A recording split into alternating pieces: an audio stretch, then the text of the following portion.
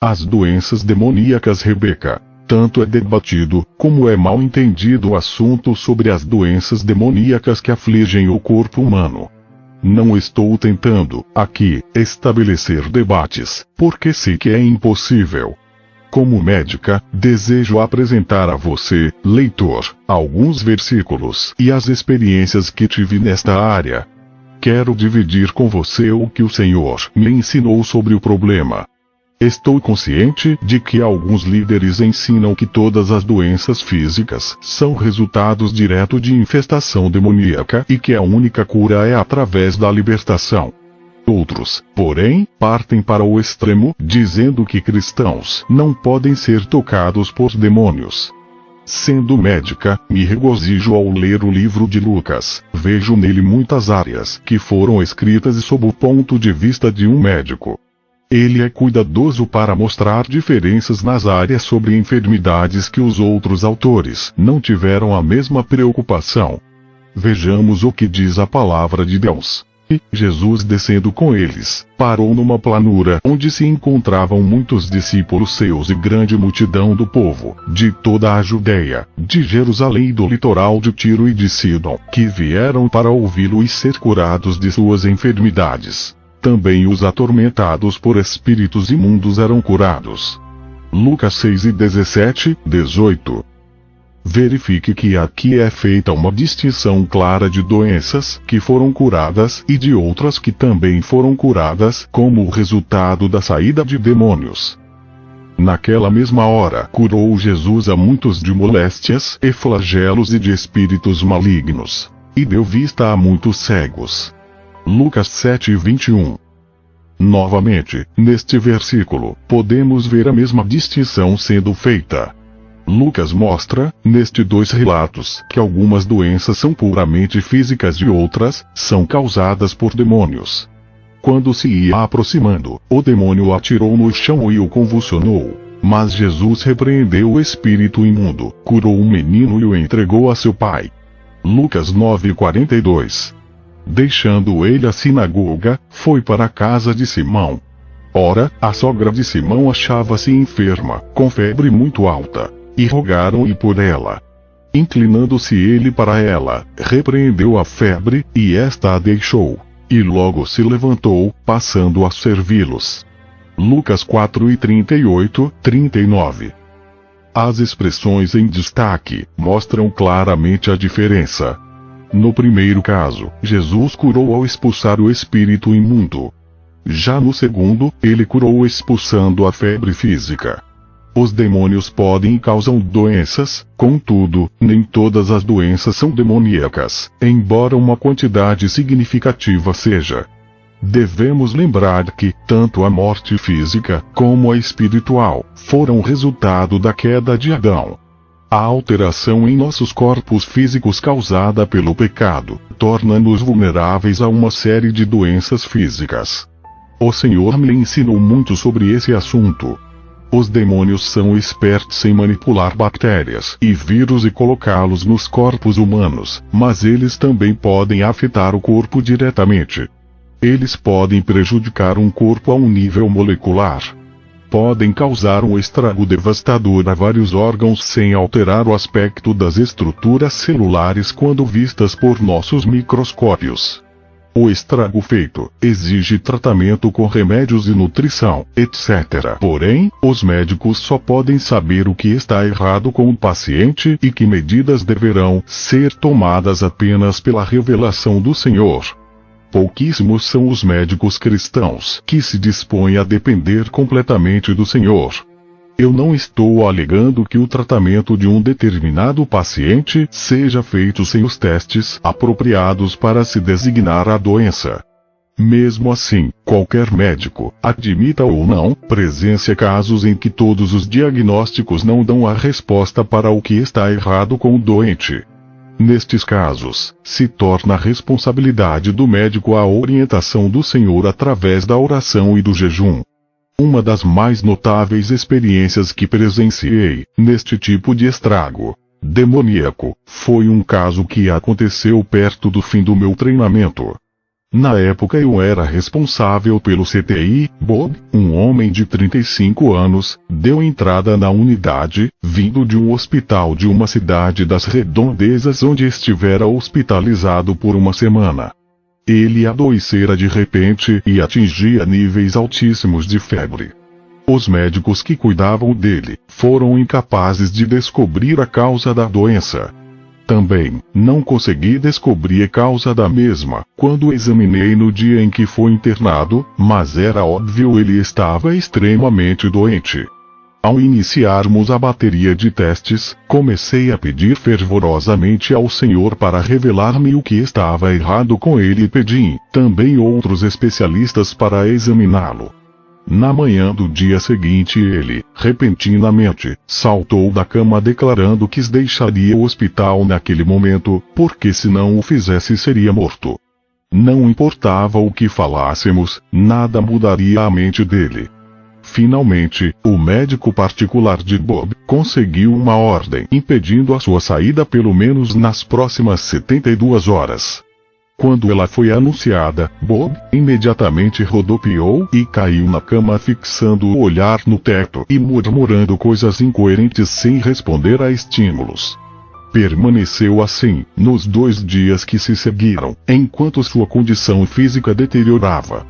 Finalmente, no 3º dia de manhã, enquanto me preparava para o trabalho, o Senhor me falou que Bob era, na realidade, um sacerdote superior de uma cidade próxima, e a doença dele era causada pela disciplina satânica.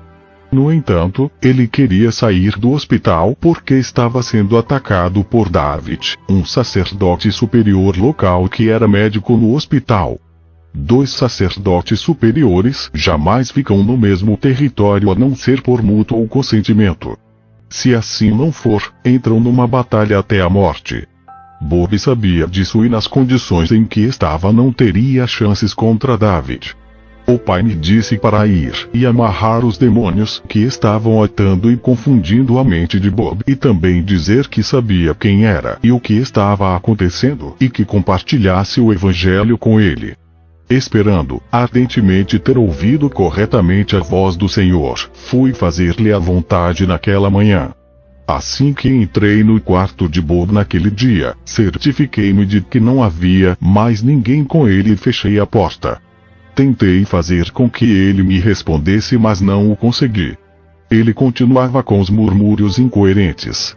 Assim, apoiando meus braços na grade da cama dele, disse: "Vocês demônios que atam a mente e causam confusão, o meu mestre Jesus enviou-me para amarrá-los, e agora eu o faço no nome de Jesus Cristo. Ordeno que vocês não mais aflijam este homem." O resultado foi tremendo. No mesmo instante, os murmúrios de Bob cessaram e ele se voltou para mim completamente lúcido. "Bom dia", ele disse, "você quer alguma coisa?" "Sim. Tenho uma mensagem do Deus Altíssimo para você." Comecei a dizer-lhe as coisas que o pai me dissera e depois, rapidamente compartilhei o evangelho com ele. "Bob, você precisa entender que a sua única esperança é Jesus. Satanás está determinado a matá-lo. Continuar a servi-lo apenas trará destruição a você, e o que é pior, a eternidade no inferno." Ele olhou-me fingindo estar surpreso. "Quem é você?" "Você está louca. Não sei sobre o que você está falando." "Ah. Sabe sim. O meu Deus não mente." "Ah. Vá embora. Eu não quero nada com Jesus." "Assim seja. Já que essa é a sua vontade." Terminando de falar, deixei o quarto. Daquele momento em diante Bob permaneceu completamente alerta e orientado no tempo e no espaço. Devo admitir que perturbei os especialistas, querendo que eles me dessem uma explicação porque Bob estava consciente, mas a condição física dele não apresentava melhoras. Ninguém foi capaz de me dar uma explicação razoável. No entanto, continuei a orar e a jejuar intensamente por Bob pedindo que o pai desse, pelo menos, mais uma chance a ele. 4 dias depois, Bob estava muito perto da morte. Os seus rins haviam parado de funcionar 2 dias antes e o fígado trabalhava com dificuldade. O coração falhava e os pulmões tinham sofrido infiltração. A pressão sanguínea estava tão baixa que ele estava sob medicação intravenosa para tentar mantê-la a um nível razoável. Com tudo isso, eu sabia que em pouco tempo ele precisaria da ajuda de uma máquina para respirar. Ele tinha dores contínuas e nós não as podíamos controlar. Então o pai falou-me novamente para ir mais uma vez e compartilhar o evangelho com ele. Procedi da mesma maneira que anteriormente. Certifiquei-me de que ele estava sozinho no quarto. Bob, você está morrendo. Não está vendo? Você não vê que talvez seja a hora de ser honesto comigo? Sim. Talvez você tenha razão. Você se lembra da nossa conversa 4 dias atrás? Sim. Lembro muito bem. Você estava certa. Sou um sacerdote superior e queria sair daqui porque sabia que David poderia me matar. Bob, é preciso que você entenda que sua única esperança é Jesus. Você não vai pedir que ele o perdoe e se torne mestre ao invés de Satã. Sim, mas acho que não me deixarão fazê-lo. Por quê? Porque Satã está aqui. Dizendo isso, moveu a mão para o lado oposto da cama em que estava parada. Não pude ver nada, mas o meu espírito sentiu a presença dele. Não. O Senhor já o amarrou. Você quer um sinal de que o que eu estou falando é verdade? O Senhor havia dito que eu poderia expulsar o demônio da dor, como sinal de que o que eu estava falando era verdade. Ao expeli-lo, Bob sentiria um alívio imediato da dor. Não. Só o fato de você ser louca o bastante para ter vindo aqui e correr riscos como estes, já é o bastante para mostrar-me. Assim, com lágrimas rolando pela face, ele tomou minha mão e com voz tremulante, pediu a Jesus para perdoá-lo e tornar-se o seu mestre. Depois virou para o outro lado da cama e dirigindo-se diretamente a Satanás, disse-lhe que não mais o serviria independentemente do que acontecesse. Sob a direção do Senhor, eu expulsei os demônios responsáveis pela febre, dores, paralisação dos rins, etc. As dores cessaram imediatamente, e pela primeira vez, em muitos dias, ele já não as sentia. Passadas as 2 horas, ele não mais precisou de remédio para a pressão. Saiu do CTI dentro de 2 dias, e em menos de 2 semanas, ele recebeu alta completamente curado. Os especialistas atribuíram a causa da doença a um vírus. É o diagnóstico usado com frequência, quando não se sabe realmente a causa de uma determinada moléstia. Várias vezes, fico pensando nos inúmeros pacientes que morreram de enfermidades devastadoras, sem que as mesmas fossem realmente diagnosticadas. Normalmente, casos assim, são atribuídos a vírus. Os médicos cristãos deveriam, seriamente, com muita oração e jejum buscar orientação e a revelação em tais casos. O capítulo 5 de Tiago nunca é levado a sério, nem pelas igrejas, e nem pelos médicos. Frequentemente a única maneira de curar as feridas e doenças demoníacas é pela oração da fé e pela unção com óleo. Uma outra maneira comum dos demônios afligirem os corpos das pessoas é através da dor. Ela pode variar na intensidade, mas normalmente é devastadora e a causa não é encontrada pela medicina. Toda vez que examino um paciente que experimenta muita dor e eu não consigo descobrir a causa, imediatamente começo a buscar de Deus a revelação e, normalmente, descubro que a fonte é demoníaca. Sempre que os satanistas lutam entre si usando os poderes da feitiçaria, o perdedor, quase sempre, termina na sala de emergência de algum hospital com dores agudas e a causa não é descoberta. Os demônios nem sempre infligem danos físicos ao mesmo tempo que causam dores. Também não precisam estar dentro do corpo para causá-las. Os cristãos também podem ser afligidos com este tipo de dor e normalmente não sabem que o problema é demoníaco ou de onde os demônios estão vindo. Eles são enviados pelas bruxas, e, em geral, afligem a pessoa do lado de fora do corpo. Isso acontece, especialmente com aqueles que são verdadeiramente nascidos de novo. Da mesma forma, os espíritos humanos, mostrados na figura F do capítulo 14, podem prejudicar uma pessoa quando a porta do ódio está aberta. Presenciei casos em que o dano causado a uma determinada pessoa era resultado do ódio direcionado a ela. Nestes casos, basta uma simples unção com óleo e oração pedindo ao Senhor para guardar a pessoa do ódio enviado a ela. Quando tudo mais falha, esta atitude tem se mostrado bastante efetiva. Um bom exemplo é o caso de um jovem, de 30 e poucos anos, a quem chamarei de John. Ele deu entrada na sala de emergência, uma noite, reclamando de dores agudas no peito. Parecia um caso típico de infarto. Internei-o e iniciei inúmeros testes que demonstraram estar tudo normal. 2 semanas depois de receber a alta, ele voltou ao meu consultório, à tardinha, agonizando com a mesma dor. Assim, suspeitei que ele fosse um satanista que estava perdendo uma batalha. No momento, ainda, não recebera uma revelação clara do Senhor. Após terminado todos os testes possíveis no hospital em que trabalhava, mandei-o para uma cidade mais próxima para ser avaliado pelos cardiologistas da mesma. Internaram-no em um hospital local e realizaram mais testes. Fizeram, também, o que é chamado de cateterismo, onde um cateter é introduzido nas artérias do coração para verificar se o fluxo sanguíneo está sendo bloqueado, e mesmo assim, tudo estava normal. Depois desta completa avaliação, John retornou para me ver. Estava por demais desencorajado, porque ainda sentia dores frequentes no peito. Com a orientação do Senhor, assentei-me com ele e diretamente o desafiei com o fato de que eu pensava ser ele um satanista e que a dor era o resultado de uma luta demoníaca entre ele e uma outra pessoa. Ele ficou tão assustado, que nem mesmo tentou negar o que eu estava dizendo. Conversamos muito e eu compartilhei o Evangelho com ele e disse que a única esperança era Jesus Cristo. Mas, infelizmente, aquele jovem queria o poder a qualquer preço.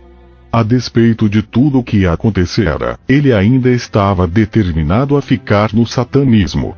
John reconheceu que sabia que a causa de sua dor era a luta demoníaca. Finalmente, para fugir de um outro satanista mais forte, ele se mudou para outro estado e começou a participar de uma outra assembleia, tentando adquirir mais poderes. Oro sempre por ele, e fico pensando no que estará lhe acontecendo. Como é triste ver uma vida desperdiçada por causa da luxúria do poder. Os diversos problemas emocionais causados por demônios são intermináveis. Contudo, novamente aqui, não podemos responsabilizá-los por todas as desordens emocionais. Estive em contato com muitos cristãos que foram grandemente prejudicados quando outros disseram que a origem de seus problemas era demoníaca, quando, na verdade, os mesmos estavam sofrendo uma reação natural de estresse em suas vidas. Nunca devemos esquecer que somos seres humanos. Não é o fato de sermos cristãos que nos torna super seres não suscetíveis à fraqueza e às reações do estresse. Penso que devemos discutir, aqui, sobre um dos problemas que mais aflige a raça humana, a depressão. Muito é escrito sobre ela na Bíblia. Por que estás abatida, ó minha alma? Por que te perturbas dentro em mim? Espera em Deus, pois ainda o louvarei, a Ele, meu auxílio e Deus meu. Sinto abatida dentro em mim a minha alma. Lembro-me, portanto, de ti, nas terras do Jordão, e nos montes do Hermão, e no outeiro de Mizar. Salmos 42, 5, 6. Tanto nos Salmos como em outros livros, há inúmeras referências sobre a depressão. Esta é uma batalha real, e nós somos seres humanos. Sou tremendamente grata a Deus por ter incluído tais versículos na palavra dele. Veja os seguintes versos. Desperta. Porque dormes, Senhor? Desperta, não nos rejeites para sempre. Porque escondes a tua face, e te esqueces da nossa miséria e da nossa opressão? Pois a nossa alma está abatida até o pó, e o nosso corpo como que pegado no chão. Salmos 44, 23, 25. Se um crente, verdadeiramente nascido de novo, tenta me dizer que nunca sentiu as emoções expressadas nestes versos, devo dizer que o mesmo nunca se dispôs a estar numa batalha espiritual pelo Senhor ou está mentindo. Olhe a tremenda honestidade com que o apóstolo Paulo escreveu. Porque não queremos, irmãos, que ignoreis a natureza da tributação que nos sobreveio na Ásia, porquanto foi acima das nossas forças, a ponto de desesperarmos até da própria vida. Contudo, já em nós mesmos tivemos a sentença de morte, para que não confiemos em nós, e sim no Deus que ressuscita os mortos. E em Coríntios 1, 89. São muitas as causas da depressão, mas infelizmente, as pessoas envolvidas nos ministérios de libertação dizem que toda depressão é demoníaca. Penso que isto seja porque nós, os humanos, sempre procuramos as saídas mais fáceis de qualquer situação. Se toda depressão é demoníaca, então a solução é simples: expulse os demônios que a depressão acabará. A maioria dos casos sérios de depressão que presenciei não foram resultado de demônios possuindo uma pessoa. A causa mais comum que já vi para depressões graves é o resultado direto da falta de controle da mente, assunto discutido no capítulo 16. A palavra de Deus claramente nos mostra que devemos levar cativos todos os pensamentos à obediência de Cristo, e em Coríntios 3, 5. As pessoas que ficam seriamente deprimidas, incluindo os cristãos, quase nunca obedecem esta ordem direta do Senhor. Recebem em suas mentes quaisquer pensamentos enviados por Satanás e seus demônios. Nunca param para avaliá-los ou relacioná-los com a realidade da situação. Também não analisam essa situação com a palavra de Deus. Aceitam todos os pensamentos como se fossem seus. Em resumo, são preguiçosos. Deixam suas mentes deslizarem sob uma passividade preguiçosa e ficam no estado de tremendo tormento emocional causado pelas forças demoníacas. A luta para reconquistar o controle de sua mente é uma das mais difíceis batalhas que você enfrentará, mas o esforço valerá a pena. O fato de ser uma médica cristã se espalhou e eu pude ver muitos casos de depressão no exercício da medicina. Todos eles melhoraram consideravelmente com a observação dos passos em direção ao controle da mente, apresentados no capítulo 15. Por favor, note como Davi agia no Salmo 42, 5. Eu ainda o louvarei. Ele estava usando a vontade para subjugar os pensamentos de depressão que estavam em sua alma, mente. Ele declarava que louvaria o Senhor. O louvor desempenha um papel importante para vencer a depressão. Reveja a minha própria experiência ao final do capítulo 14.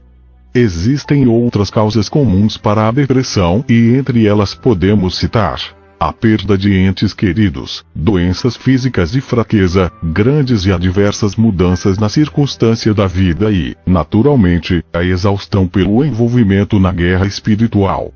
Todos os envolvidos na batalha espiritual devem ser extremamente sensíveis e obedientes à liderança do Senhor. Quando ele disser, pare, o melhor a fazer é obedecer e descansar. Mesmo que julgue o descanso desnecessário, a sua obediência evitará que você seja abatido rapidamente. O que quero dizer é que você pode sofrer sérias dificuldades físicas ou emocionais, isto no que diz respeito à área de relacionamento com os outros, ou poderá cometer equívocos ou ser enganado por não estar alerta como precisaria estar. Muitos se esquecem de que ainda são humanos e sujeitos a fraquezas e limitações. Se permitirmos ao Senhor nos orientar nestas áreas, evitaremos tremendos transtornos. um dos mais poderosos demônios que já encontrei, entraram em uma pessoa através do incesto e de outras determinadas perversões sexuais como o sadomasoquismo, tão comum entre os adeptos do rock e heavy metal. Estes poderosos demônios são capazes de habitar as 3 áreas dos seres humanos: corpo, alma e espírito. Deixe-me dar-lhe um exemplo disto. Numa tarde, em meu consultório, recebi um telefonema de um pastor em uma cidade vizinha. Ele perguntou se eu era médica envolvida no Ministério de Libertação. Ao receber a minha afirmação, ele disse que precisava que eu examinasse uma jovem naquele dia. Concordei, e eles chegaram ao meu consultório algumas horas depois no final de meu expediente. Jane, não é esse o nome real dela, era uma mulher jovem de 25 anos que já estava casada havia uns 2 anos. O marido era um homem inteligente e um pouco mais velho, e ambos, cerca de 1 ano antes de se casarem, tinham entregue suas vidas a Jesus e frequentavam a igreja regularmente. Eles procuraram o pastor e o assistente dele para aconselhamento, porque Jane era completamente frígida e, por isso, eles não haviam ainda consumado o casamento. O pastor e outros membros da igreja, 3 dias antes de virem a mim, discerniram corretamente que o problema era demoníaco e estavam dispostos a libertar Jane. Não conseguindo fazê-lo, Jane, como consequência, nas 48 horas anteriores, havia perdido todo o controle do corpo. Ela balbuciava constantemente coisas sem nexo e não era capaz de controlar as funções físicas como comer e beber.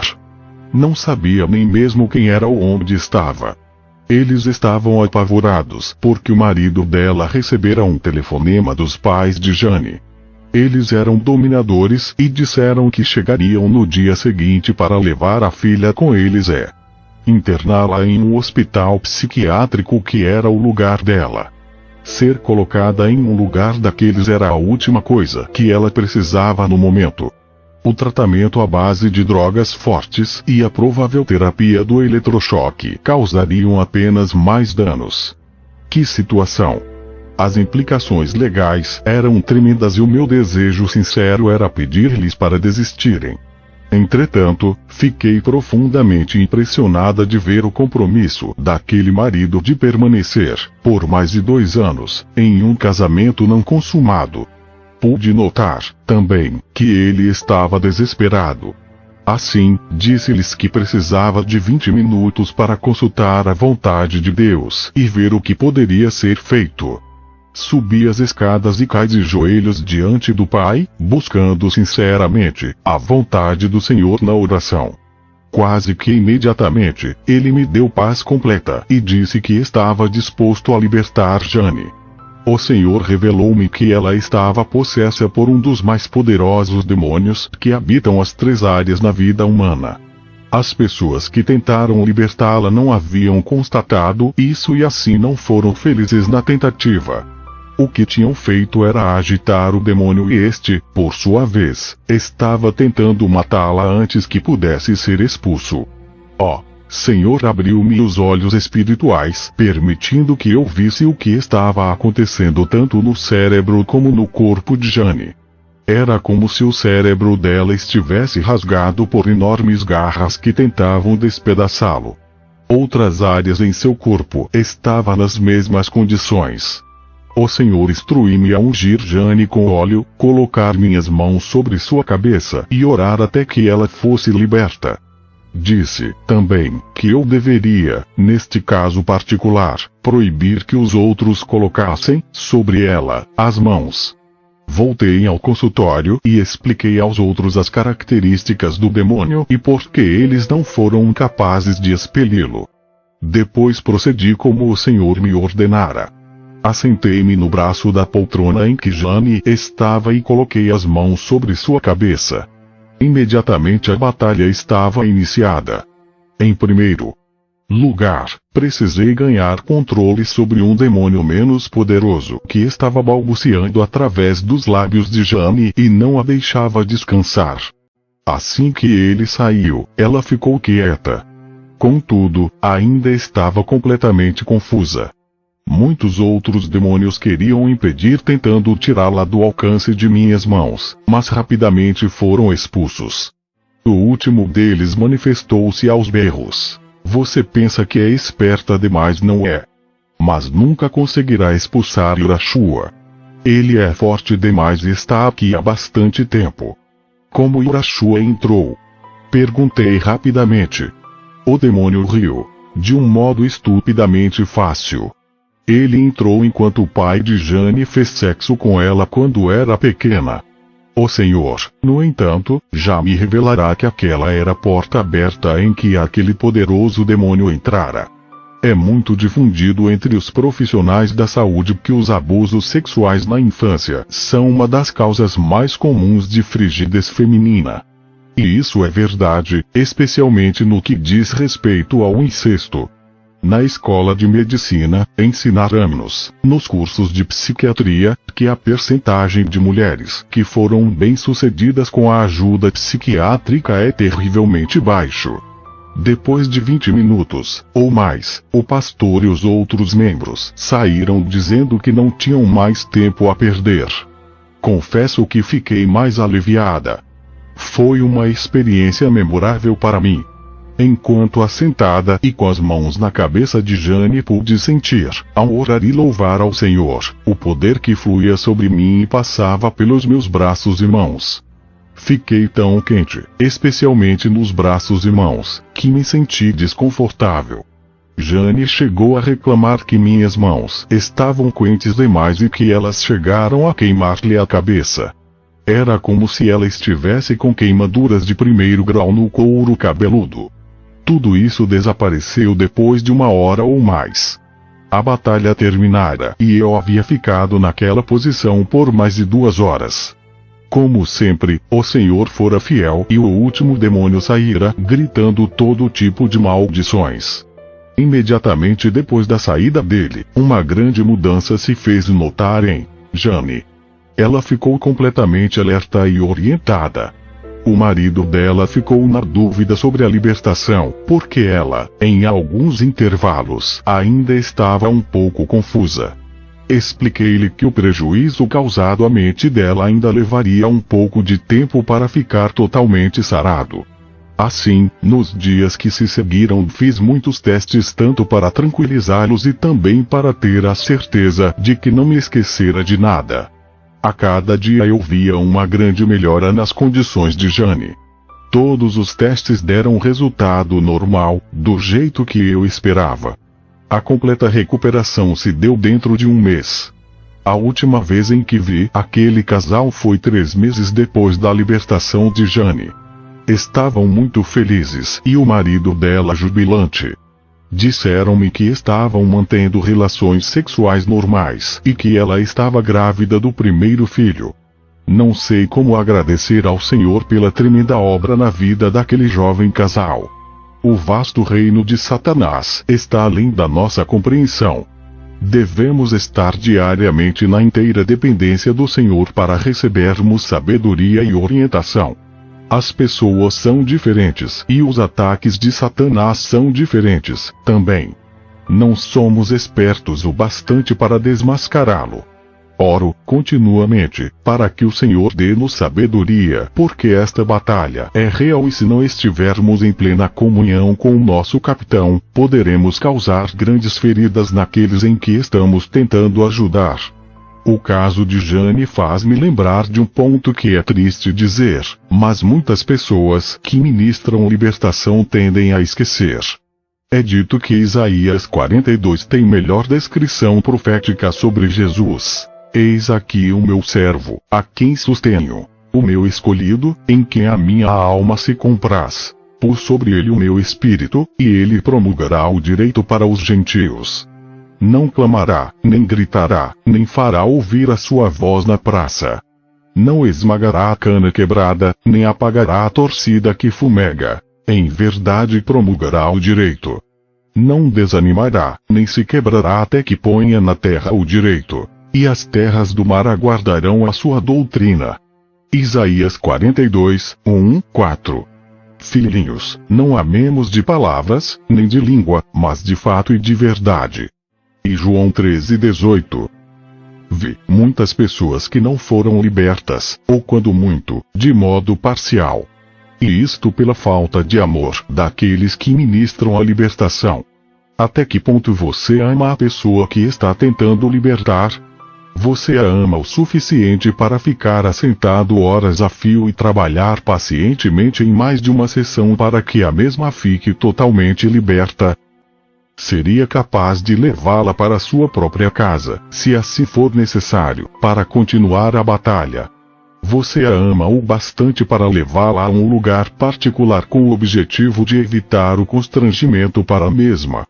Vocês, homens, amam a ponto de abrir mão do orgulho e sair de uma sala quando é o momento de lidar com demônios ligados à área sexual em uma mulher, e deixar com que elas cuidem do caso. Ou seu orgulho impede que você ouça o pedido do Senhor. Jesus não esmagaria a cana quebrada. O amor sempre protege. Por que não pensar a respeito e procurar de todo o modo possível proteger uma pessoa de todos os constrangimentos que envolvem um trabalho de libertação? A saída de demônios poderosos, assim como a libertação de uma pessoa profundamente envolvida no satanismo, não é algo que possa ser feito em 5 ou 10 minutos no altar em frente de toda a igreja, ou em frente às câmeras de uma TV. Nosso Deus é um Deus de amor e compaixão. Se você não tem o amor e a compaixão por todas as pessoas que lida, então você não é um mais indicado para um ministério de libertação. Se está por demais ocupado para gastar tempo com indivíduos, então não deveria estar neste ministério. Estes mesmos princípios se aplicam à área da cura, seja de doença demoníaca ou física. Tiago 5 e Marcos 16 não marcam tempo ou limite. Estes sinais hão de acompanhar aqueles que creem. Em meu nome, expelirão demônios. Falarão novas línguas. Pegarão em serpentes. E, se alguma coisa mortífera beberem, não lhes fará mal. Se impuserem as mãos sobre enfermos, eles ficarão curados. Marcos 16, 1718. Está alguém entre vos doente? Chame os presbíteros da igreja, e estes façam oração sobre ele, ungindo com óleo, em nome do Senhor. E a oração da fé salvará o enfermo, e o Senhor o levantará. E, se houver cometido pecados, ser-lhe-ão perdoados. Tiago 5 e 14, 15. Porque nós estamos sempre com pressa? Porque, normalmente pensamos que Deus trabalha na pressa. Não nos mostra a Bíblia de capa a capa que Deus nunca se apressa. Vou falar, claramente, porque estamos sempre com pressa, somos egoístas. A última coisa que queremos perder é o nosso tempo. Não são inúmeras as pessoas que vão ao altar em fé e pedem aos anciões oração e não são curados? Ficaríamos estarrecidos se soubéssemos a percentagem. Contudo, a baixa consideração do mundo pela igreja deveria dar-nos uma indicação. No livro de Atos, descobrimos que a consideração do mundo pela igreja era bastante diferente do que é agora. E sobreveio grande temor a toda a igreja e a todos quantos ouviram a notícia destes acontecimentos. Muitos sinais e prodígios eram feitos entre o povo, pelas mãos dos apóstolos. E costumavam todos reunir-se, de comum acordo, no pórtico de Salomão. Mas, dos restantes, ninguém ousava ajuntar-se a eles. Porém o povo lhes tributava grande admiração. E crescia mais e mais a multidão de crentes, tanto homens como mulheres, agregados ao Senhor. Atos 5 e 11, 14. Estão vocês, anciões, dispostos, pelo amor, passar 30 minutos, 1 ou 2 horas em oração, a fim de que uma pessoa possa ser curada? Deus é tão poderoso que Ele pode curar instantaneamente, em algumas vezes, Ele o faz. Mas devido ao seu grande amor e compaixão, Ele não age com frequência, dessa maneira, porque isto causaria uma tremenda reorganização celular em pouco tempo. Quantas pessoas não são curadas porque os anciões são extremamente egoístas para passarem mais tempo em oração por elas enquanto o Senhor trabalha? E Jesus repreendeu o demônio, e este saiu do menino. E, desde aquela hora, ficou o menino curado. Então os discípulos, aproximando-se de Jesus, perguntaram em particular: por que motivo não pudemos nós expulsá-lo? Mas esta casta de demônios não se expele senão por meio de oração e jejum. Mateus 17, 18, 19 e 21. Não é preciso amor e tempo para oração e jejum. Deus não escolhe curar ou libertar da mesma maneira em todas as vezes. Se Ele o fizesse, logo não dependeríamos mais dele sim do método. Se somos egoístas no que concerne sobre o tempo, então não seremos capazes de discernir a orientação do Senhor nesta área. O trabalho de Deus deve ser feito no tempo dele e não no nosso. Há um outro tópico no que se refere à cura que pouquíssimos estão dispostos a discutir. Porventura não é este o jejum que escolhi, que soltes as ligaduras da impiedade, desfaças as ataduras da servidão, deixes livres os oprimidos e despedaces todo o jugo? Porventura, não é também que repartas o teu pão com o faminto, e recolhas em casa os pobres desabrigados, e se vires o nu, o cubras, e não te escondas do teu semelhante? Então, romperá a tua luz como a alva, a tua cura brotará sem detença, a tua justiça irá diante de ti, e a glória do Senhor será a tua retaguarda. Isaías 58, 6, 8. Levai as cargas uns dos outros, e assim cumprireis a lei de Cristo. Gálatas 6, 2. À luz destes versículos e de outros, estou absolutamente convencida de que a razão de haver pouquíssimos milagres na igreja de hoje é a recusa egoísta do povo de Deus em levar as cargas uns dos outros. O meu mandamento é este, que vos ameis uns aos outros, assim como eu vos amei. Ninguém tem maior amor do que este, de dar alguém a própria vida em favor dos seus amigos. João 15, 12, 13. Você já se perguntou se seria capaz de dar a sua vida por um irmão ou irmã ao ficar de frente a uma arma de fogo e ser baleado no lugar dele ou dela? Não precisa ser necessariamente assim, há muitas outras maneiras. Veja tudo o que Deus listou em Isaías 58, 6, 8. O que dizer de levar alguém para viver com você em sua casa? Isto realmente choca. As pessoas gostam de manter a privacidade em suas casas, mas a realidade é que nossas casas pertencem a Deus e são para o uso dele. Isto significa que não temos direito algum sobre nossa privacidade. Há pessoas lá fora que, muitas vezes, necessitarão ser trazidas para dentro de nossas casas. Pouquíssimos cristãos sequer ouvem o pedido do Senhor para acolher alguém porque são egoístas demais nesta área. Está você disposto a dizer ao Senhor, na enfermidade de um de seus irmãos: Senhor, deixe-me levar a carga de meu irmão, deixe-me, literalmente, ter um pouco da fraqueza ou da dor para que ele possa sarar mais rapidamente? Sim, oramos pela cura e Deus cura. Sim, expulsamos Satanás e ele se vai. Mas estamos dispostos a levar as cargas uns dos outros. Vocês estão entendendo, queridos? Penso que esta seja a maneira de abrirmos mão de nossas vidas pelos outros. Também penso que ao agirmos assim, Deus libertará através de muitas curas milagrosas. Em Isaías 58, ele diz que quando procedemos dessa maneira, a cura brotará sem detença. Verso 8. Certamente que Deus tem todo o poder nos céus e na terra. Em todos os casos ele tem o poder de curar e levantar os mortos. Porém, digo firmemente que em muitos deles, Deus deixa de agir livremente, devido à nossa indisposição egoísta de compartilhar as cargas uns dos outros.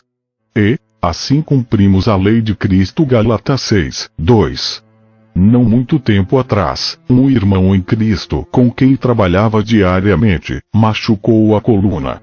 O dano foi tão grave, que o médico dele recomendara repouso absoluto.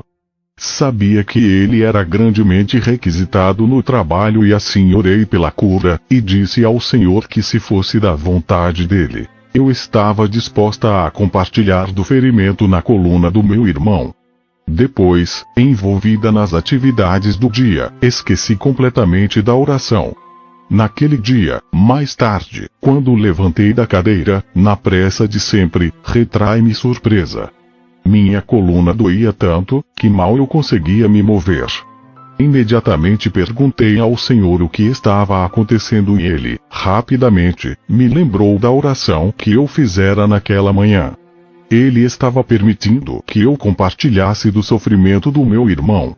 Naquela noite, o irmão chegou ao trabalho regozijando-se, porque podia firmar-se sobre os pés, embora ainda sentisse dores. Para o espanto de seu médico, o Senhor o curou completamente nos 5 dias que se seguiram. Deixe-me dizer que nenhuma só vez eu me esqueci de orar pelo meu irmão naqueles 5 dias. Todas as vezes em que tentava fazer qualquer movimento, eu me lembrava de orar pela dor que estava compartilhando. Quando o Senhor curou o meu irmão, eu também fiquei completamente curada.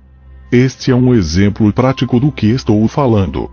Sei, através do meu próprio treinamento médico, que a cura pode ser um processo doloroso.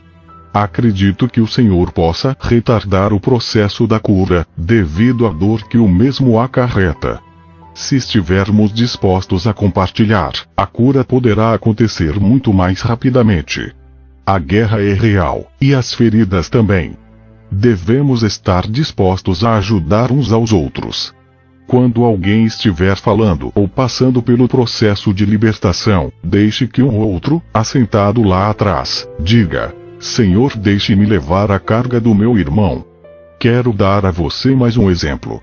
Acolhi em minha casa uma jovem e bela mulher com quem conversei longamente.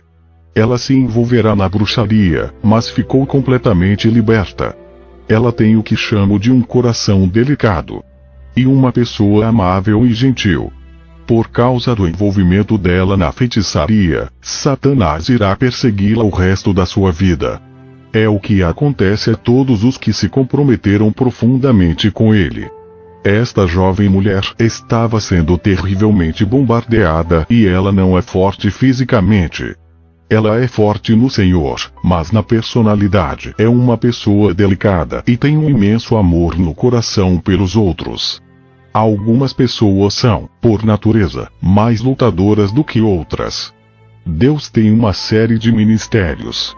Esta jovem mulher não é, por natureza, uma lutadora, mas mesmo assim, está gastando todo o tempo e a energia ao se posicionar contra os ataques demoníacos. Ela foi criada para ministrar gentileza e amor e não lutar como uma guerreira. Fiquei bastante transtornada após minha conversa com ela.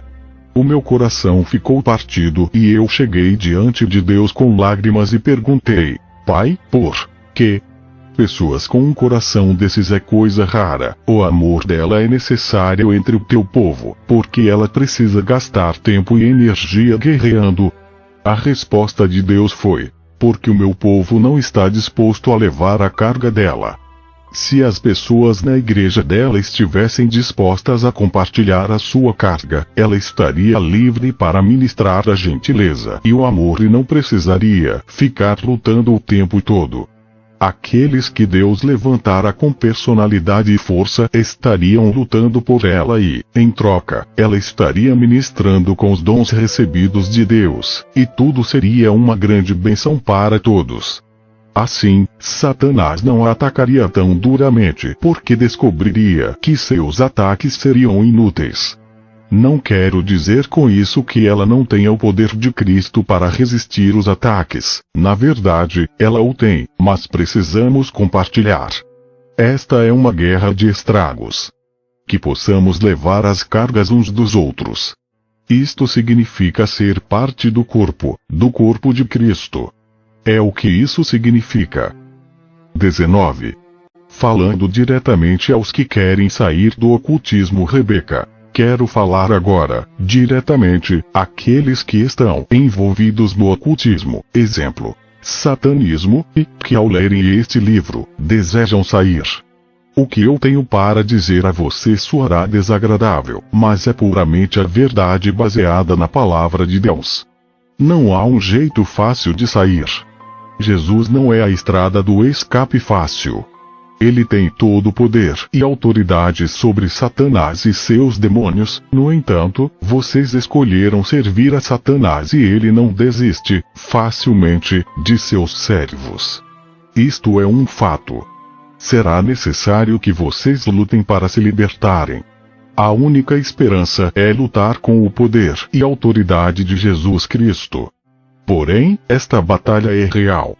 Deixar envolvimentos com o ocultismo é tudo ou nada. Vocês não podem sair parcialmente ou gradativamente. Terão de sair de uma vez por todas. Se tentarem voltar, provavelmente serão mortos e nunca terão outra chance de sair. Isto é um assunto sério. É impossível, pois, que aqueles que uma vez foram iluminados, e provaram o dom celestial e se tornaram participantes do Espírito Santo, e provaram a boa palavra de Deus e os poderes do mundo vindouro, e caíram, sim, é impossível outra vez renová-los para arrependimento, visto que, de novo, estão crucificando para si mesmos o Filho de Deus e expondo a ignomínia. Hebreus 6, 4, 6. Uma vez que você prove do poder, da bondade e salvação de Jesus Cristo, se voltar ao ocultismo, nunca será capaz de se arrepender novamente e passará a eternidade no mais agonizante tormento, no inferno. Respondeu-lhe Jesus: Eu sou o caminho, a verdade e a vida. Ninguém vem ao Pai, senão por mim. João 14, 6. Só há um caminho que leva a Deus, o Pai, e o liberta do reino de Satanás. Esse caminho é Jesus. Se quiser ficar livre da escravidão do diabo, o único jeito é fazer de Jesus o seu Senhor, Salvador e Mestre absoluto. Você não pode servir a Jesus e a Satã ao mesmo tempo. Assim, se não estiver servindo a Jesus, está servindo a Satanás. Mas, se quiser ficar livre, tudo o que tem a fazer é pedir, em voz alta, a Jesus para perdoá-lo, lavar todos os seus pecados com o precioso sangue que foi derramado por ele na cruz, e pedi-lo para tomar completamente o controle de sua vida. Os demônios ao redor de você e dentro de você farão tudo para impedi-lo de tomar esta atitude. No entanto, se você quiser, não poderão detê-lo.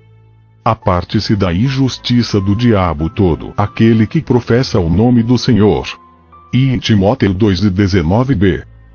Você deve fazer um rompimento total e completo com todas as obras de Satã.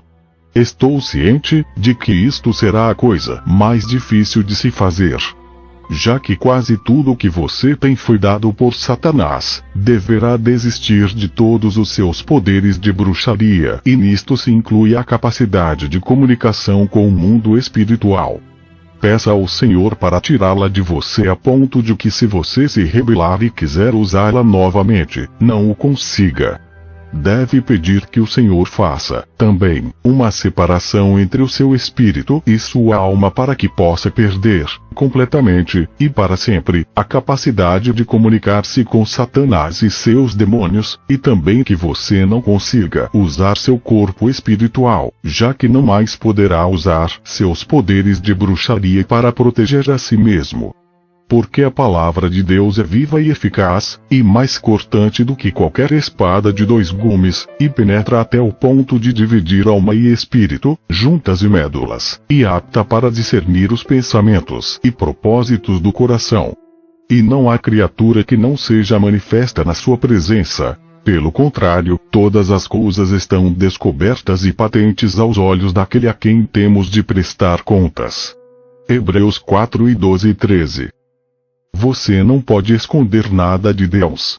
Por isso, deve romper com tudo o que for mal. Se estiver morando com outros envolvidos no satanismo, por exemplo, em uma comunidade, deverá sair, não importa o custo. É preciso que entenda que não pode associar-se a amigos ou parentes que persistem em servir a Satanás. senão, sofrerá pesada influência e ataques especialmente de membros que permaneceram no satanismo. Quando, porém, vos perseguirem numa cidade, fugi para outra. Mateus 10:23.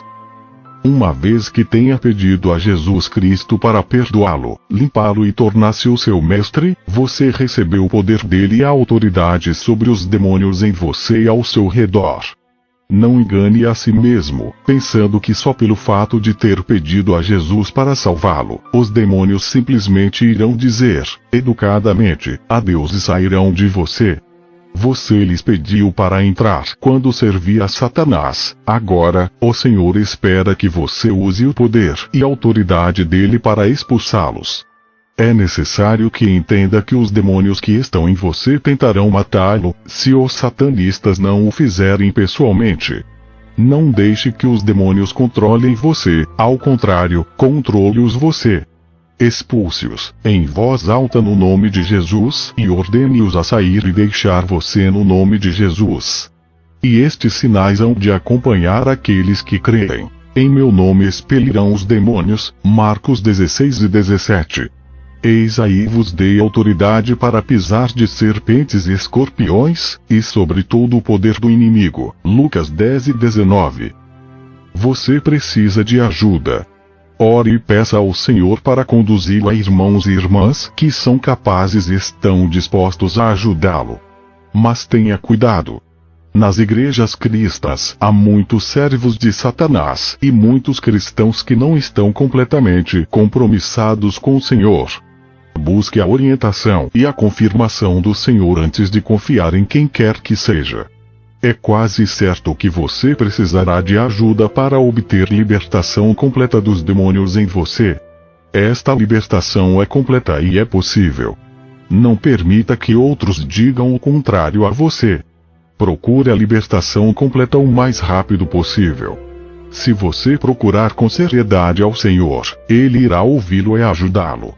Você deve ler e aprender a palavra de Deus. A obediência a Ele é uma necessidade absoluta. Se me amais, disse Jesus mandamentos. João 14:15. Guardareis os meus. Se guardardes os meus mandamentos, permanecereis no meu amor, assim como também eu tenho guardado os mandamentos de meu Pai, e no seu amor permaneço. João 15:10. Nem todo que me diz, Senhor, Senhor, entrará no reino dos céus, mas aquele que faz a vontade de meu Pai, que está aos céus. Mateus 7:21.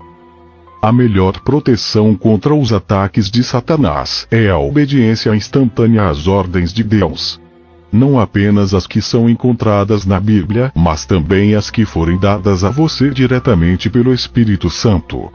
É preciso que entenda que você é, basicamente, uma pessoa rebelde, senão, você não teria se envolvido no ocultismo.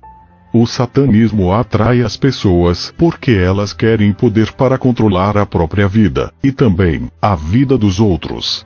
Por esta razão, a área do senhorio de Cristo em sua vida será fortemente atacada por Satanás. Ele colocará perguntas em sua mente do tipo: por que eu deveria fazer tudo do jeito de Deus? Afinal de contas é minha vida. Não, não é assim. Não se esqueça de que foi comprado por um terrível preço, o sofrimento de Jesus na cruz. É nisso que você pertence ao Senhor. A Bíblia é clara sobre esse assunto, porque a rebelião é como o pecado de feitiçaria, e a obstinação é como a idolatria, e Samuel 15:23. Estude e memorize a palavra de Deus. Ela será, para você, segurança. O próprio Deus irá dar-lhe o entendimento das Escrituras. Não aceite argumentos, conceitos ou comentários de quem quer que seja sem antes compará-los à Bíblia, e também, sem antes obter confirmação do Senhor. Provavelmente experimentará uma mudança radical nas circunstâncias de sua vida, principalmente no que diz respeito às finanças. Não se esqueça de que tudo o que tem, recebeu de Satã e ele tem o direito legal de tomá-lo de você. Deus é tão justo com Satanás como é conosco. Entretanto, seja corajoso. As riquezas que Deus dará a você valerão muito mais do que qualquer outra coisa que Satanás tenha lhe oferecido. Não acumuleis para vós outros tesouros sobre a terra, onde a traça e a ferrugem corroem e onde os ladrões escavam e roubam, mas ajuntai para vós outros tesouros no céu, onde traça nem ferrugem corrói, e onde ladrões não escavam nem roubam. Porque onde está o teu tesouro, aí estará também o teu coração. Mateus 6, 1921. O verdadeiro tesouro que alguém pode ter é o conhecimento pessoal de Deus. Peça-o para revelar-se a você. Jesus fez uma pergunta a Pedro e a repete, hoje, para cada um de nós. Amas-me mais do que estes outros? João 21:15b. O senhorio de Jesus é absoluto. Quem ama seu pai ou sua mãe mais do que a mim, não é digno de mim. Quem ama seu filho ou sua filha mais do que a mim, não é digno de mim. E quem não toma a sua cruz, e vem após mim, não é digno de mim. Mateus 10:37, 38. Satanás irá desafiá-lo diretamente neste assunto. Estará disposto a colocar o Senhor Jesus antes de tudo o mais. Se Jesus não estiver em primeiro lugar em relação aos seus queridos, então a sua esperança de escape será vazia. Satã irá usá-los para mantê-lo na escravidão. Veja um exemplo do que estou falando. Tivemos o privilégio de trabalhar com um maravilhoso casal de negros. Eu vou chamá-los de The Blacks.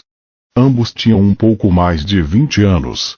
Eram muito inteligentes e chegaram a uma alta posição dentro da irmandade local. Depois, aceitaram a Jesus e recusaram-se a servir a Satanás. Nós os aconselhamos a mudarem-se de estado, mas eles hesitaram em fazê-lo porque o Sr. Black tinha um trabalho e era bem remunerado. Eles tinham 2 filhos, uma garotinha de 4 anos e um bebê de 2. O senhor e a senhora Black experimentaram um terrível teste do seu compromisso com Jesus. Cerca de 6 meses depois de terem deixado o satanismo, o senhor e a Sr. Black e a filhinha de 4 anos foram raptados pela Irmandade. Foram levados a uma reunião onde os satanistas retiraram a pele da menina, estando ela ainda viva, e isto diante de seus olhos. Os satanistas diziam, repetidamente, durante a tortura da criança, que se eles renunciassem a Jesus Cristo e proclamassem Satanás como Senhor e concordassem em servi-lo novamente, eles parariam de torturá-la. A despeito da indizível angústia que experimentaram ao ver a filha ser torturada e ouvir-lhe os gritos de agonia e da dor, eles permaneceram firmes, tinham colocado o Senhor Jesus em primeiro lugar e não iriam negá-lo. Finalmente, a criança morreu e eles foram soltos. Uma semana depois o bebê, um menino, ficou violentamente doente. Foi hospitalizado e cuidado pelos especialistas do local. Nada adiantou. Ele morreu em 48 horas. Os médicos nunca descobriram o que estava de errado com ele. Ficou óbvio que tinha sido morto pela feitiçaria. Novamente, o senhor e a senhora Black ficaram firmes em Jesus. Pouco depois das 2 tragédias, eles se mudaram do estado. Ocasionalmente, nos comunicávamos e 2 anos depois o casal Black tiveram gêmeos. Nasceram um menino e uma menina e o Sr. Black estava estudando para se tornar um pastor. Você pode estar pensando, como pode ser isto? Porque o Senhor não protegeu seus filhos uma vez que eles se tornaram cristãos. Isto não é um jogo, uma vez que você faça uma entrega completa a Jesus, tudo passa a ser dele. Esteja certo de que Satanás irá pedir ao Senhor tudo o que você entregou a ele, como no caso de Jó, e provavelmente, o Pai dê a Satanás a permissão de tomar o que ele pedir. Porque os meus pensamentos não são os vossos pensamentos, nem os vossos caminhos os meus caminhos, diz o Senhor, porque, assim como os céus são mais altos do que a terra, assim são os meus caminhos mais altos do que os vossos caminhos, e os meus pensamentos mais altos do que os vossos pensamentos. Isaías 55, 8, 9. Deus é Deus. Muitas vezes não podemos entender seus pensamentos ou as razões por que ele age como age. Por mais terrível que tenha sido o sacrifício dos Black para servirem a Jesus, não se compara ao sofrimento dele na cruz por nós. Jesus nos fala plenamente: não temas as coisas que tens de sofrer. Eis que o diabo está para lançar em prisão alguns dentre vós, para ser dispostos à prova, e tereis tribulação de 10 dias. Sê fiel até a morte, e dar-te-ei a coroa da vida. Apocalipse 2:10. Não temais os que matam o corpo e não podem matar a alma. Temei antes aquele que pode fazer perecer no inferno tanto a alma como o corpo. Mateus 10:28. Deixe-me esclarecer algo. Esta batalha é real e mortal. Estou consciente de que muitos, firmemente irão discordar de mim e enfaticamente recusarão aceitar o que vou dizer.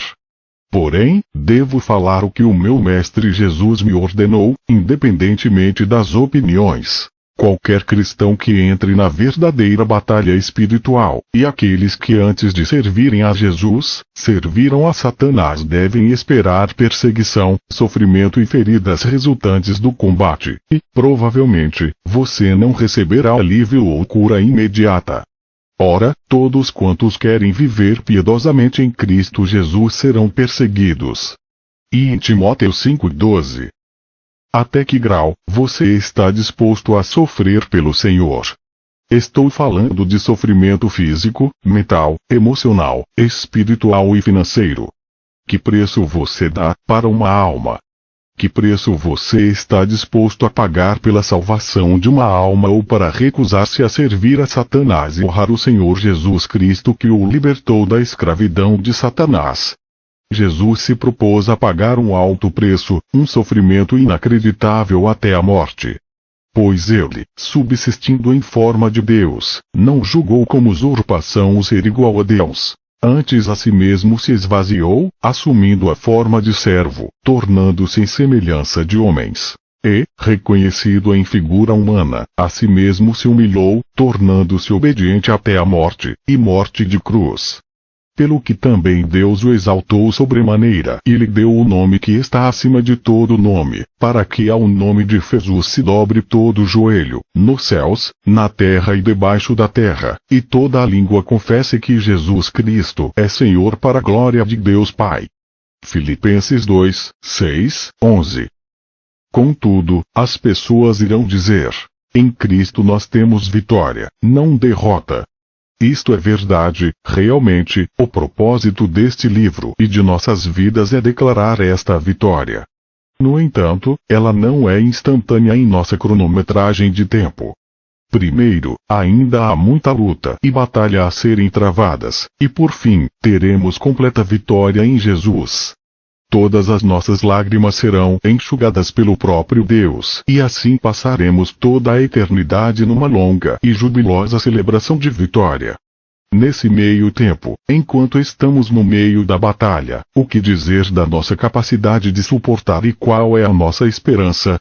Como a enfrentamos? Em muitas situações a eternidade parece nebulosa e tão distante, que nem mesmo o fato de pensarmos nela nos conforta. Quantas vezes eu já respondi às pessoas com esta resposta banal: oh, não se preocupe, Deus não permitirá vir sobre você mais do que pode suportar. Mas esta é uma resposta errada e é resultado de um mal-entendido sobre as Escrituras. Vejamos o versículo. Aquele, pois, que pensa estar em pé, veja que não caia. Não vos sobreveio tentação que não fosse humana.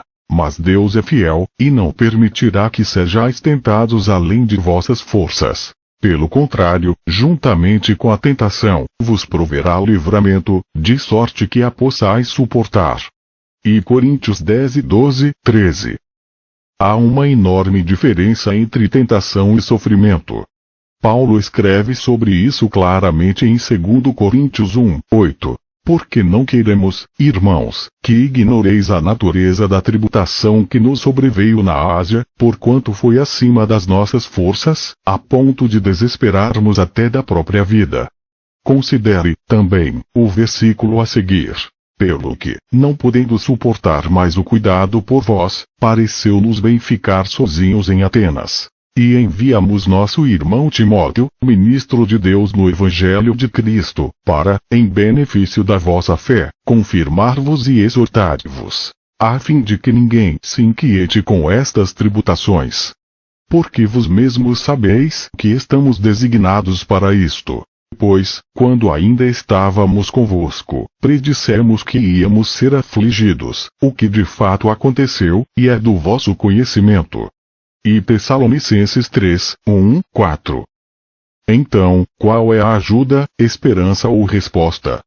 Falo de experiência própria, tendo estado mais de 3 anos em meio a sofrimentos e pressões que vão além da minha capacidade para suportar, e não tendo vislumbre algum de alívio, sei, sem sombra de dúvida, que herdarei a coroa da vida e terei grande alegria por toda a eternidade, mas com toda a honestidade, isto não alivia as feridas do meu coração no momento. Ainda não tenho uma resposta definitiva. Tudo o que posso dizer é que firmemente os meus pés estão sobre a rocha Jesus Cristo, e dia a dia, com muitas lágrimas, peço ao Senhor para dar-me força e graça para continuar firme. Experimento, sempre, a realidade destes maravilhosos versos. Bendito seja o Deus e Pai de nosso Senhor Jesus Cristo, o Pai de misericórdias e Deus de toda consolação. É Ele que nos conforta em toda a nossa tribulação, para podermos consolar os que estiverem em qualquer angústia, com a consolação com que nós mesmos somos contemplados por Deus. Porque, assim como os sofrimentos de Cristo se manifestam em grande medida a nosso favor, assim também a nossa consolação transborda por meio de Cristo. E em Coríntios 1, 3, 5. Enquanto permaneço firme, o Senhor me ajuda a suportar o sofrimento, a pressão e o fracasso a fim de que eu não sucumba à morte. Assim, eu continuo a tarefa que me foi dada, tendo a plena segurança de que, sei em quem tenho crido, e estou certo de que Ele é poderoso para guardar o meu depósito até aquele dia. E em Timóteo 1 e 12b. Com frequência enfrentaremos situações em que, depois de fazermos tudo o que nos for possível, as circunstâncias ainda continuarão desesperadoras. Aí, será preciso que nos lembremos do sábio conselho de Paulo. Portanto, tomai toda a armadura de Deus, para que possais resistir no dia mau, e, depois de terdes vencido tudo, permanecer inabaláveis. Efésios 6 e 13. Ficarmos firmes, entregarmos nossas propriedades a Jesus Cristo e esperarmos nele, será uma das coisas mais difíceis a fazer, mas fiquemos firmes, meus irmãos e irmãs em Cristo. Estejamos firmes sabendo que, se ando em meio à tribulação, tu me refazes a vida, estendes a mão contra a ira dos meus inimigos, a tua destra me salva. O que a mim me concerne, o propósito dele para conosco, o Senhor levará a bom termo. A tua misericórdia, ó Senhor, dura para sempre. Salmo 138, 7, 8. Não importa o que venha a acontecer. O grande e incrível Deus do universo tem um propósito para você. Para você. Como indivíduo. Ele irá cumpri-lo, e todas as forças de Satanás, assim como o seu vasto império, não poderão impedir que o propósito de Deus se cumpra em sua vida. Muitas coisas você não entende não entenderá enquanto estiver aqui na terra.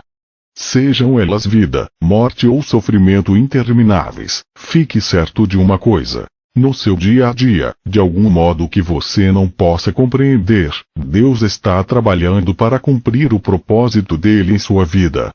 O amor dele dura para sempre. Não desista. O Senhor irá livrá-lo da escravidão de Satanás. Apenas ele pode libertá-lo. Você não é mais forte e nem mais inteligente do que os demônios. Não pode fazer nada por si mesmo. Somente Jesus pode e o fará por você. Jesus veio para libertar os cativos. 20. Definições. Rebeca. Talvez seja melhor dar a você as definições de alguns dos objetos e termos mais comuns usados no ocultismo. A lista citada aqui, neste capítulo, é muito grande, mas ainda assim está limitada aos termos mais comuns que muitas vezes os cristãos não percebem. Objetos familiares são objetos nos quais os demônios se agarram. Tudo que for usado para o serviço e adoração a Satanás é terreno legal para os demônios. Em outras palavras, eles têm o direito de agarrarem-se ou usar estes objetos. Vejamos 2 versículos que falam a respeito. As imagens de escultura de seus deuses queimarás a fogo. A prata e o ouro que estão sobre elas não cobiçarás, nem os tomarás para ti, para que te não enlaces neles. Pois é abominação ao Senhor teu Deus. Não meterás, pois, coisa abominável em tua casa, para que não sejas amaldiçoado, semelhante a ela. De todo a detestarás, e de todo a abominarás, pois é amaldiçoada. Deuteronômio 7, 25, 26. Que digo, pois, que o sacrificado ao ídolo é alguma coisa? Ou que o próprio ídolo tem algum valor? Antes, digo que as coisas que eles sacrificam, é a demônios que as sacrificam, e não a Deus. E eu não quero que vos torneis associados aos demônios. 1 Coríntios 10 e 19, 20. Estes 2 versículos mostram que os ídolos representam demônios. A passagem de Deuteronômio claramente mostra que todas as coisas usadas no culto a Satanás são abominação ao Senhor. Até mesmo a prata e o ouro usados nelas devem ser destruídos. Deus tem um propósito para todas as suas ordens, e ele não queria que os israelitas sofressem os efeitos dos objetos demoniacamente contaminados ao trazê-lo para dentro de suas casas. Deus os advertia para que não se tornassem algo contaminado. Por quê? Porque a poderosa influência enxertada pelos demônios nos objetos poderia fazer com que eles caíssem na adoração demoníaca. A seriedade de Deus sobre o uso destes objetos usados no culto a Satã é demonstrada mais e mais nas Escrituras. Leia a história de Acã no livro de Josué capítulo 7. Deus ordenara que os israelitas não tomassem dos despojos da cidade de Jericó, pois esta estava envolvida no culto e adoração a Satanás, mas Acã tomou alguns dos artigos da cidade. Deus falou a Josué: Israel pecou, e violaram a minha aliança, aquilo que eu lhes ordenara, pois tomaram das coisas condenadas, e furtaram, e dissimularam, e até debaixo da sua bagagem o puseram. Josué 7 e 11. Como resultado das ações de Acã, o exército de Israel foi derrotado na batalha seguinte. Esta é uma advertência para nós. Se não limparmos nossas casas, assim como nossas vidas, seremos derrotados todas as vezes que tentarmos lutar contra Satanás. Como objetos familiares podemos citar quaisquer objetos usados na prática do ocultismo: discos, CDs, fitas do rock and roll, posters, camisetas, etc., quaisquer materiais dos jogos do ocultismo, artefatos das religiões orientais, como estatuetas de deuses comprados em viagens, rosários ou objetos usados na prática do catolicismo e da maçonaria, quaisquer literaturas ou fitas do oculto ou das religiões pagas e muitos outros. A lista é quase que interminável. Todos estes materiais devem ser destruídos. No Novo Testamento, em Atos, os moradores de Éfeso nos dão um excelente exemplo. Chegou este fato ao conhecimento de todos, assim judeus como gregos, habitantes de Éfeso. Veio temor sobre todos eles, e o nome do Senhor Jesus era engrandecido. Muitos dos que creram vieram confessando e denunciando publicamente as suas próprias obras. Também muitos dos que haviam praticado artes mágicas, reunindo os seus livros, os queimaram diante de todos. Calculados os seus preços, achou-se que montavam a 50.000 denários. Atos 19, 17, 19. Há um outro tipo de objeto familiar em questão. Os servos de Satã podem invocar os demônios e uni-los aos chamados objetos do oculto. Depois, presenteiam as pessoas com estes objetos e, assim, introduzem os demônios nas casas das mesmas sem o consentimento delas. O propósito destes objetos é causar, através da influência demoníaca, coisas como conflito conjugal, discórdia entre membros da família, doenças, depressão, dificuldades para orar, dificuldades para ler a Bíblia, etc. Uma simples unção com óleo e a oração pedindo ao Senhor para santificar e purificar o objeto, normalmente é suficiente. E isto está de acordo com o princípio dado a Moisés por Deus em Êxodo 49. E tomarás o óleo da unção, e ungirás o tabernáculo, e tudo o que nele está, e o consagrarás com todos os seus pertences, e será santo. Os cristãos devem ficar alerta e cautelosos, ao receberem presentes das pessoas que não conhecem muito bem e não sabem se elas estão comprometidas com o Senhor. Esta é uma área que devemos ser sensíveis à orientação do Senhor. Espíritos familiares. Não se achará entre ti quem faça passar pelo fogo o seu filho ou sua filha, nem adivinhador, nem prognosticador, nem agoureiro, nem feiticeiro, nem encantador, nem necromante, nem mágico, nem quem consulte os mortos. Deuteronômio 18:10, 11. Um espírito familiar é um demônio com quem uma bruxa desenvolve uma comunicação íntima.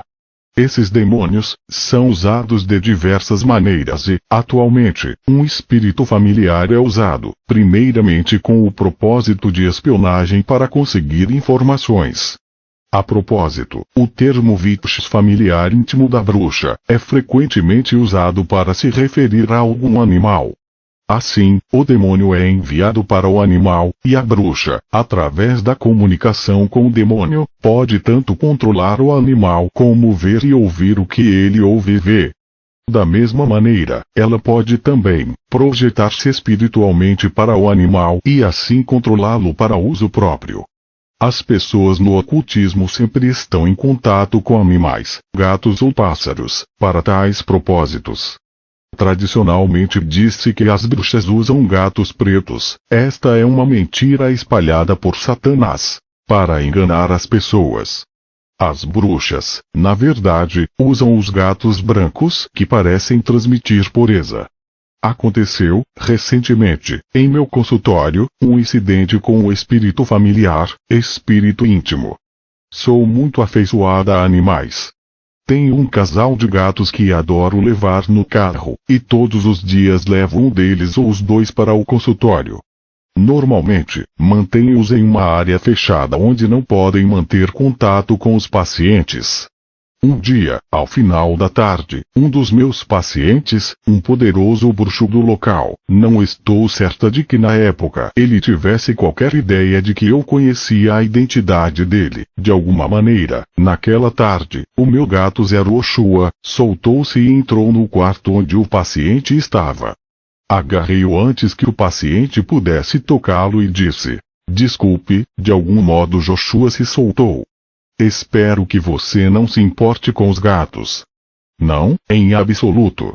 De fato, temos nossos próprios gatos que amamos muito."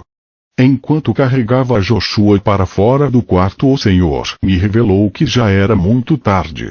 O paciente fora bem-sucedido em colocar um espírito familiar, demônio, dentro do meu gato. E isso levou apenas um segundo. Depois que todos os pacientes se foram, fiquei conversando com dois amigos em meu consultório. A mudança em Joshua foi notável.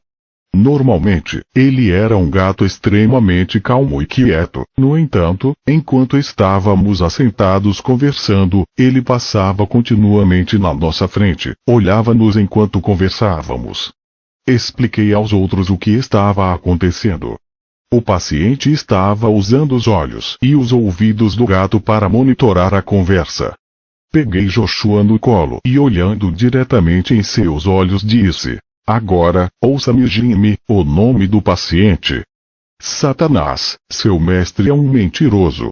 Ele não é mais forte do que Jesus. Jesus Cristo é Deus. Ele morreu na cruz por nós. Morreu por você e por mim.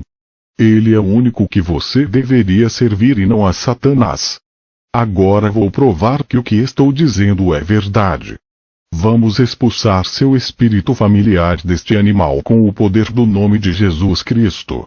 Se Satanás for forte como diz que é, não seríamos capazes de fazer isso. Peguei então óleo e ungi Joshua. Oramos juntos, pedindo ao Senhor que expulsasse o demônio. Novamente, a mudança foi imediata. O brilho feroz de seus olhos desapareceu e ele parou de rosnar. Depois, com um enorme bocejo, ele se deitou e adormeceu. Se você tiver animais de estimação, fique sempre alerta para a possibilidade de que os mesmos possam ser invadidos por espíritos familiares. Contudo, por favor, compartilhe o evangelho antes de expulsar o demônio. Às vezes não saberá se está lidando com o espírito humano ou com um demônio, mas se proceder assim, possivelmente estará evangelizando o satanista envolvido. Diante de tudo isso, diariamente oramos pela proteção de nossos animais. Os animais são facilmente purificados, porque não têm pecado. Entretanto, Satanás não tem propriedade legal sobre eles da mesma maneira que o tem sobre os humanos, mas mesmo assim, são afetados pela maldição do pecado. As Escrituras mostram isto claramente. Porque sabemos que toda a criação, a um só tempo, geme e suporta angústias até agora. Romanos 8:22. No fim, toda a criação, incluindo os animais, serão feitos novas através de Jesus Cristo ao ser removida a maldição do pecado. Porque aprove a Deus que nele residisse toda a plenitude, e que, havendo feito a paz pelo sangue da sua cruz, por meio dele, reconciliasse consigo mesmo todas as coisas, quer sobre a terra, quer nos céus. Colossenses 1:19, 20. Nos dias antigos, o termo espírito familiar parecia referir-se a uma bruxa simplesmente consultando um demônio. Um exemplo interessante pode ser achado em Samuel 28. Saul chegara ao fim de sua carreira. A rebelião de Saul chegou ao ponto de fazê-lo procurar uma mulher que consultava espíritos familiares a fim de saber como terminaria a batalha no dia seguinte. O que é realmente interessante nesta história é o fato de que Saul pediu à mulher para usar os demônios dela com o propósito de invocar o espírito morto do profeta Samuel. É claro que a mulher não hesitou em fazê-lo, esperando que seus demônios se manifestassem disfarçados de Samuel. São mentiras, todas as sessões espíritas em que supostamente pode-se fazer contato com os mortos. Estas bruxas não podem, realmente, entrar em contato com os mortos. Este versículo mostra que elas usam demônios que se disfarçam como a pessoa morta. Satanás pode matar uma pessoa fisicamente, mas não pode controlar-lhe o espírito ou a alma depois de morta. Jesus disse: digo-vos, pois, amigos meus, não temais os que matam o corpo e, depois disso, nada mais podem fazer. Eu, porém, vos mostrarei a quem deveis temer. Temei aquele que, depois de matar, tem poder para lançar no inferno. Sim, digo-vos, a esse deveis temer. Lucas 12, 4, 5. O temor do Senhor é o princípio da sabedoria. Provérbios 9 e 10. Nosso Senhor diz claramente que não devemos temer a morte física que Satanás pode trazer. Pelo contrário, devemos temer a Deus, que é poderoso para lançar tanto a alma como o espírito no inferno depois da morte. Acredito que estes versos, assim como muitos outros, mostram claramente que Satanás e seus demônios não exercem controle sobre as almas ou espíritos das pessoas quando estas morrem. Um outro versículo concernente a este assunto é encontrado em Apocalipse 1:18. E aquele que vive, estive morto, mas eis que estou vivo pelos séculos dos séculos, e tenho as chaves da morte e do inferno. Encantamentos e maldições, tudo isto serve para o mesmo propósito, isto é, invocar demônios para realizarem uma determinada tarefa. Frequentemente os encantamentos são na forma de uma poesia. São inúmeros e passados de uma geração a outra e usualmente são citados em voz alta. Lembre-se, os demônios não podem ler a mente humana, porém, muitas vezes são falados no mundo espiritual pelo espírito de uma bruxa, e isto não é audível com os ouvidos físicos. A expressão colocar um encantamento ou maldição em alguém, refere-se à atitude de invocar um determinado demônio e assim enviá-lo a uma outra pessoa para causar-lhe danos ou influência. Todos os encantamentos, palavras mágicas, etc., são acompanhadas por demônios. Até mesmo as que são chamadas de boas, como aquelas que estimulam o amor em uma pessoa, etc. Um outro termo muito conhecido em outros países é o bewitched enfeitiçado, que significa a condição de uma pessoa sob a influência ou controle de demônios enviados por uma bruxa. As bruxas mais poderosas não precisam usar longos e complexos encantamentos. Elas, simplesmente, comunicam diretamente com os demônios no mundo espiritual ou usam seus guias espirituais.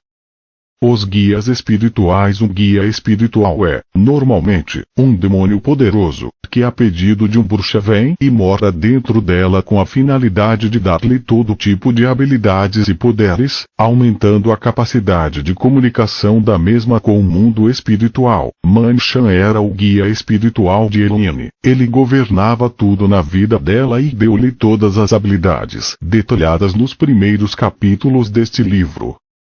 Fetiche, talismãs, amuletos. Estes três termos se referem à mesma coisa, e designam objetos que, na maioria das vezes, são usados ou dependurados nas portas das casas. Supõe-se que trazem proteção e dinheiro ao proprietário.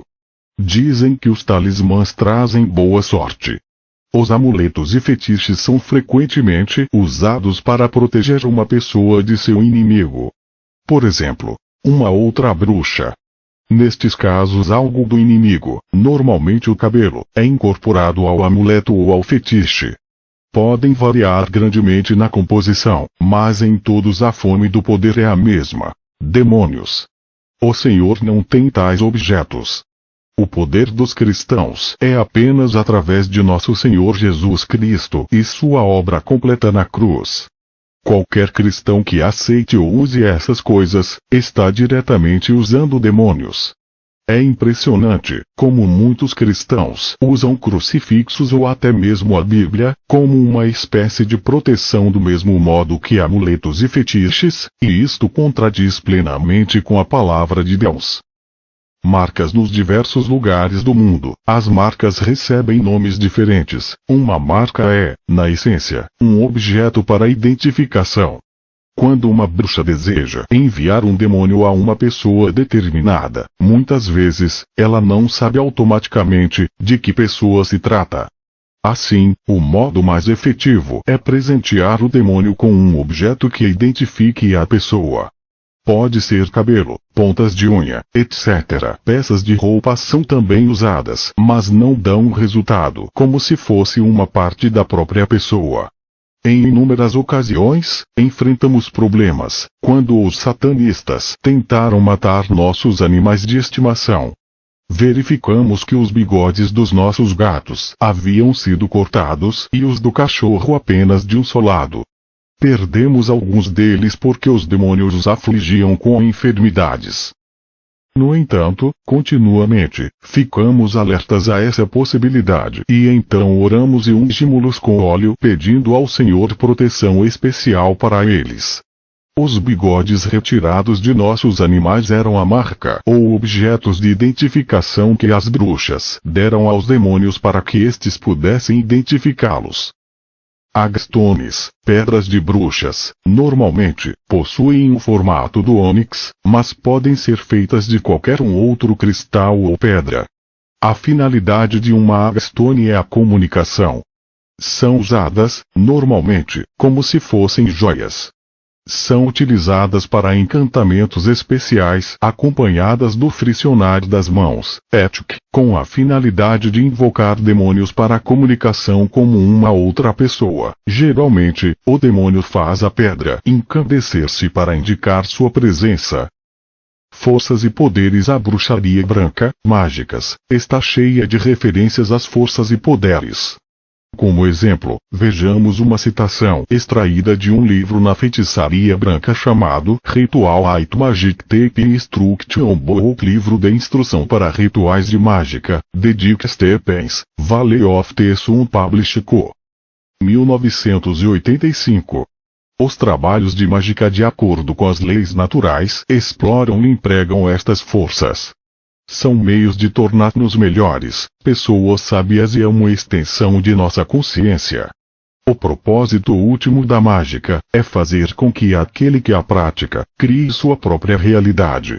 E você está para abrir a porta para este incrível poder que pode auxiliá-lo a fazer exatamente isto. Muitas outras descrições são usadas para este mesmo propósito, e ultimamente, toda a baixaria branca parece unir a pessoa com as forças do universo. Naturalmente que estes autores sempre se negarão dizer que de fato estas forças são demônios e que a extensão de nossa consciência ou a alteração do estado de nossa mente são, na verdade, o estabelecimento da comunicação com o mundo espiritual. Mesmo ao leitor mais precavido, tudo pode parecer bom e inofensivo, mas fique atento, porque é bruxaria e como tal é abominação ao Senhor. Concluindo, Elaine e eu oramos, seriamente, para que o Senhor dos Senhores, Rei dos Reis, nosso amado Senhor Jesus Cristo, possa abrir-lhe o entendimento espiritual para tudo o que tentamos dizer neste livro. Lembre-se disto. Não importa o que acontecer a você na batalha, como o resultado de sua entrada na guerra espiritual, até mesmo o fato de chegar a desesperar-se da própria vida, você sempre estará no centro do amor e da proteção de Deus. O Salmo 116:15 nos assegura: preciosa é aos olhos do Senhor a morte de seus santos. O Pai guarda a sua vida com zelo. Para finalizar, desejamos oferecer este livro, com todo o amor possível dentro de nossos corações, àquele a quem amamos acima de tudo: Deus o Pai, Deus o Filho e Deus o Espírito Santo. A Ele sejam dados todo o amor, glória, louvores e honras e ações de graças para sempre e sempre. Amém. Por favor, venha logo, Senhor Jesus. Rebeca. Quero que o leitor entenda que não sou escritora profissional e peço desculpas se, em alguma parte deste livro, não me fiz entender claramente. Decidi acrescentar esta nota ao livro, devido a numerosas perguntas que me foram feitas concernentes à luta que enfrentei com os demônios em Elaine. O Senhor sempre ordena-nos honestidade completa. Preciso escrever tanto sobre minhas falhas como sobre o meu sucesso. A batalha com os demônios em Elaine foi treinamento para mim. Sem constrangimentos, admito que não sabia o que estava fazendo. Foi pela busca na palavra de Deus e pela orientação direta do Espírito Santo que aprendi rapidamente. Uma coisa maravilhosa é que o Senhor honra os desejos dos nossos corações. Ele sabia que tanto eu como Elaine desejamos servi-lo, assim, não importando o quanto fôssemos incapazes. Jesus foi fiel. Não tenho mais as lutas que tive com os demônios em Elaine, aprendi muito e continuo aprendendo. Passei por outras experiências que estão detalhadas em outros 2 livros que escrevi. São eles Prepare for War, Prepare-se para a Guerra, e Becoming a Vessel of Honor in the Master Service, tornando-se um escravo de honra a serviço do mestre. Sim, sofri muito e tenho lutado muito, mas este é um livro sobre vitória e não derrota. Elaine e muitos outros foram libertos pelo poder de Jesus Cristo. Somos todos servos imperfeitos, mas Jesus Cristo é perfeito. Seu poder é perfeito e ilimitado. Ele é fiel a seus servos agora e para sempre. Notas. Walter Wittich, crendice popular americana, de origem indígena, que ensina que se pode encontrar água apontando para o solo, um galho de árvore na forma da letra I. Prezado leitor, se você verificar o versículo acima, na Bíblia em português, não irá encontrar a palavra Espírito com inicial maiúscula. Contudo, se puder verificá-lo na Bíblia em inglês, irá encontrar a palavra Espírito em inicial maiúscula. Esta comparação pode ser feita na Bíblia escrita em inglês. Nota: a citação da palavra Espírito pode ser comprovada na Bíblia escrita no inglês. Na Bíblia em português houve a omissão da palavra